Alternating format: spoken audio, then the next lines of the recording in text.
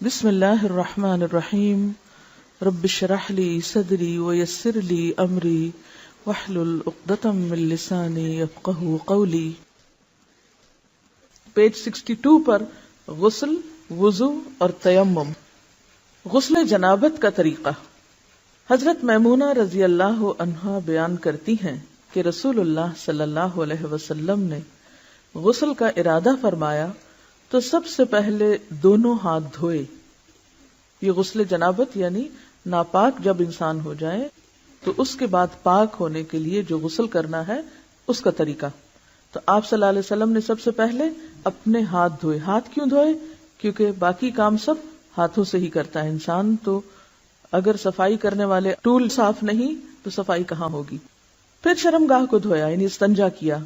پھر بایاں ہاتھ جس سے شرمگاہ کو دھویا تھا یعنی استنجا کیا تھا زمین پر رگڑا، پھر اس کو دھویا۔ زمین پہ کیوں رگڑا؟ اس لیے کہ اس زمانے میں صابن اس طرح اویلیبل نہیں ہوتا تھا، تو مٹی پاک کرنے والی ہوتی ہے، مٹی کے اندر ایسی صلاحیت ہوتی ہے جو جرمز کو کل کر دیتی۔ تو اگر آج آپ کے پاس صابن ہے تو اس کے لیے ضروری نہیں کہ آپ مٹی پر ہی ہاتھ رگڑیں کہ اب آپ پریشان ہو کہ ہمارے واش روم میں تو ٹائلز لگی ہوئی ہیں اور مٹی نہیں ہے تو کیا ہمارا غسل نہیں ہوگا، تو اس کا آلٹرنیٹ آپ استعمال کر سکتے ہیں۔ پھر کلی کی اور ناک میں پانی ڈالا، پھر چہرہ دھویا، پھر کوہنیوں تک ہاتھ دھوئے، پھر سر پہ پانی ڈالا اور بالوں کی جڑوں تک پانی پہنچایا۔ یعنی صرف پانی ڈالا ہی نہیں بلکہ مل کے سر کو بالوں کے جڑ یعنی جہاں سے بال اگتے ہیں اس سارے حصے کو خوب تر کیا۔ 3 بار سر پر پانی ڈالا، پھر تمام بدن پر پانی ڈالا، یعنی پہلے سر پہ 3 بار ڈال کے اس کو سارا دھو ڈالا، پھر پورے جسم پر پانی ڈالا، پھر جہاں آپ نے غسل کیا تھا اس جگہ سے ہٹ کر پاؤں دھوئے۔ تو اس کا مطلب ہے کہ باقی وضو آپ نے شروع میں کر لیا اور پاؤں دھونے کا عمل بالکل آخر میں کیا۔ حافظ ابن حجر رحمۃ اللہ علیہ فرماتے ہیں کسی حدیث میں غسل جنابت کا وضو کرتے وقت سر کے مسے کا ذکر نہیں۔ کیوں؟ اس لیے کہ سر دھو جو لیا جاتا ہے۔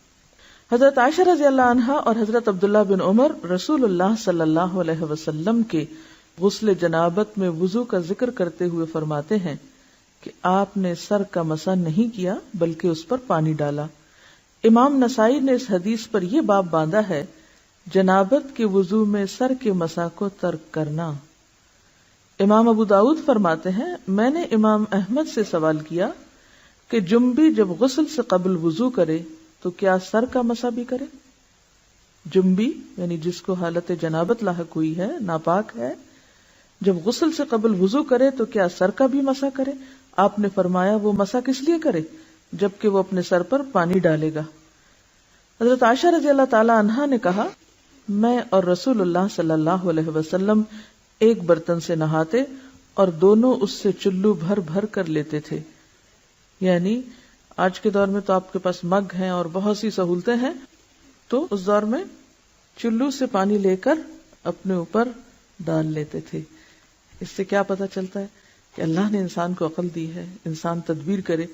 اب آپ کو مثلا نہانے کی ضرورت